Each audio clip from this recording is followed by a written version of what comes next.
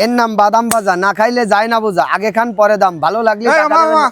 জি মামা, কি বিক্রি করতেছেন মামা? বাদাম মাখা মামা। বাদাম মাখা? জি। আপনি কি ছন্দবন্ধ কি বলতেছেন দেখলাম? হ্যাঁ, ওই যে আমার বাদামের ডায়লগ। বাদামের ডায়লগ আছে নাকি? জি জি আছে। আচ্ছা মানে বাদাম দেন তো।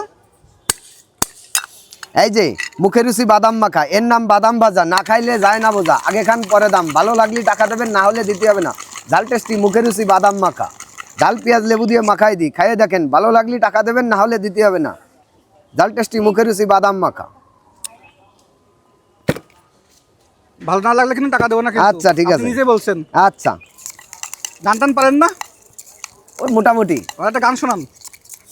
আমার মায়ের আমি হলাম 4 নাম্বার সন্তান, সবচেয়ে বেশি খারাপ আমি এটাই জানতাম। আমার মায়ের আমি হলাম 4 নাম্বার সন্তান, সবচেয়ে বেশি খারাপ আমি এটাই জানতাম।